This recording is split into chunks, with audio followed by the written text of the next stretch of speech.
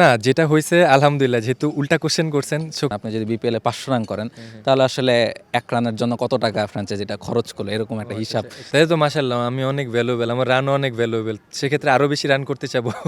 As a player national টিমে যখন 1-2 বছর পরে যাবেন তখন কিন্তু আপনার জন্য একটু ডিফিকাল্ট, 1-2টা ম্যাচ আপনার টাইম লাগতেই পারে। রাত পোহালেই শুরু হচ্ছে বিপিএল এবং এই মুহূর্তে আমার সঙ্গে রয়েছেন এবারের বিপিএলের সবচেয়ে দামি ক্রিকেটার। এটা বোধহয় আপনার মানে এখন পরিচয়, অন্যতম পরিচয় হয়ে গেছে। এটা আসলে এনজয় করার ব্যাপার আসলে না, হয়তো বা অনেক বেশি রেসপন্সিবিলিটি আপনার কাঁধে অ্যাড করে কিনা? ডেফিনেটলি অ্যাজ এ ক্রিকেটার আপনার সবসময় আপনার উপর একটা, as a top order, as a cricket player আপনার উপর সবসময় রেসপন্সিবিলিটি থাকে। তো যখন একটা টিম আপনাকে হায়েস্ট পেইড, মানে আপনাকে ভ্যালু দিবে, তখন ওটার একটা ফিডব্যাক আমার কাছে একটা অটো রেসপন্সিবিলিটি চলে আসে। তো আগে যেমন রেসপন্সিবিলিটি ছিল স্টিল সেমই আছে, বাট দায়িত্ব নিয়ে খেলতে হবে। প্রিমিয়াম হেজেলনাট ফ্লেভারে পোলার কার্নিভাল হেজেলনাট আইসক্রিম। পোলার, মন ভালো থাক।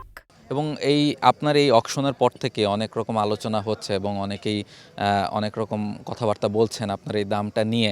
আমি আসলে আপনাকে একটা উল্টো প্রশ্ন করতে চাই যে আপনার কাছে কি মনে হয় যে আপনি যেভাবে গত কয়েকটা বছর NCL, Dhaka premier division cricket লিগে পারফর্ম করেছেন, হায়েস্ট রান স্কোরার এবং হায়েস্ট স্ট্রাইক রেট আপনি মেনটেন করেছেন, সেই তুলনায় আপনার দামটা কি একটু কম হয়ে গেছে বলে মনে হয়?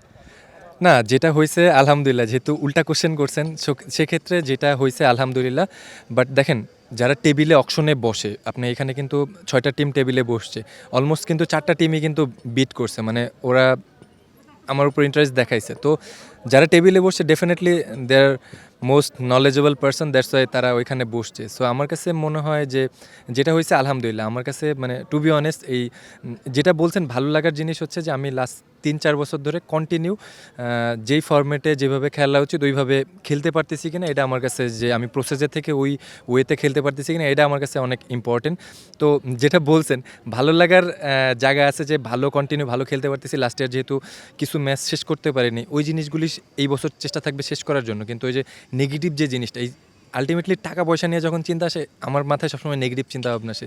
তো আমি টাকা পয়সার সাবজেক্টেই যাইতে চাই না। আমি অ্যাজ এ প্লেয়ার মাঠে পারফর্ম করা আমার কাজ। আমি অ্যাজ অলওয়েজ সবসময় মাঠে কনসেন্ট্রেশন রাখি। এবং গত বছর আপনি যখন ঢাকা প্রিমিয়ার লিগ বা এনসিএল টি20তে পারফর্ম করলেন, এরপর ন্যাশনাল টিমে এসেছেন।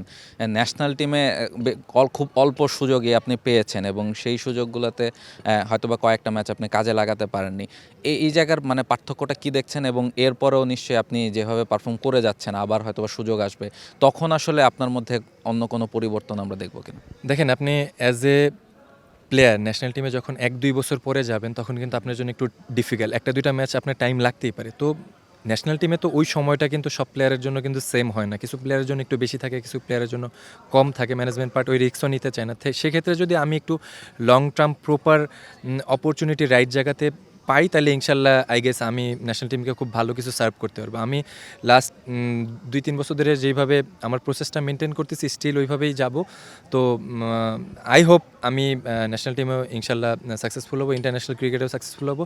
তো ওই প্রসেসটা মেনটেন করাটা ইম্পর্টেন্ট। যখন আপনার কাছে শর্ট টাইম থাকে তখন কিন্তু আপনার জন্য একটু চ্যালেঞ্জিং হয়, ডিফিকাল্ট হয়। ন্যাশনাল টিম মানেই প্রেশার, তো প্রেশার নিয়ে আপনি এই জিনিসটা হ্যান্ডেল করতে হবে। নাইম, হায়েস্ট রান স্কোরারদের তালিকায় থাকাটা আপনার একটা অভ্যাস হয়ে গেছে, এবারের বিপিএলও কি এরকম কোনো টার্গেট আছে কিনা? না, টু বি অনেস্ট লক্ষ্য যখন শুরু করি ভালো বড় দিকেই কিন্তু থাকে, কিন্তু আমি অ্যাজ এ ক্রিকেটার আমার প্রসেস সবসময় ছোট করে আমার প্ল্যান থাকে। আমি জাস্ট আমার কনসেন্ট্রেশন অনলি কালকের ম্যাচে। আমি লম্বাইভাবে চিন্তা করছি না, দেন এন্ড শেষে আই হোপ ভালো কিছু দিতে পারবো। নাইম, আপনি কি ফেসবুকে একটা ট্রল দেখছেন যে মানে আপনি যদি বিপিএলে ধরেন 500 রান করতে চান, বলা হচ্ছে যে 1 রান সমান এত টাকা, এরকম কিছু কি দেখছেন? না, এখন পর্যন্ত দেখি নাই, বাট জানি না এটা সম্পর্কে। মানে 1 রান মানে ধরেন আপনাকে 1,10,00,000 টাকা দিয়ে কেনা হয়েছে, এখন আপনি যদি বিপিএলে 500 রান করেন তাহলে আসলে 1 রানের জন্য কত টাকা ফ্র্যাঞ্চাইজিটা খরচ করলো, এরকম একটা হিসাব বের করা হচ্ছে। কত আসছে? 500 টাকা হলে হয়তো বা 1 রানের ক্ষেত্রে আপনার প্রায় 20,000 বা সামথিং এরকম, বা আরও বেশি হয়তো বা, আমার এই মুহূর্তে কোয়েশনটা মনে নাই। তাই তো মাশাআল্লাহ, আমি অনেক ভ্যালুয়েবল, আমার রানও অনেক ভ্যালুয়েবল, সেক্ষেত্রে আরও বেশি রান করতে চাবো। এক্স্যাক্টলি, অন্তত নিশ্চয়ই 500 বা তার বেশি রান আপনি করতে চাইবেন। এবং বিপিএল শুরুর আগে সব মিলিয়ে এক্সপেকটেশনটা কেমন, এবারে বিপিএল নিয়ে কি চিন্তা করছেন? না, to be honest as a team হিসেবে আমার কাছে মনে হয় এই টিমে বড় নামের থেকে পারফর্মার বেশি। তো আমার কাছে এটাই ইম্পর্টেন্ট মনে হয় যে একটা টিমে কে কতটা ভালো পারফর্ম করতে পারতেছে। আমি আমার জায়গা থেকে যদি 100% দিতে পারি, যার জায়গা থেকে শেষে যদি 100% দিতে পারে, I hope as a team হিসেবে আমরা খুব ভালো ক্রিকেট খেলবো। For more updates, subscribe to our YouTube channel and click on the bell icon. Follow us on Facebook and Instagram.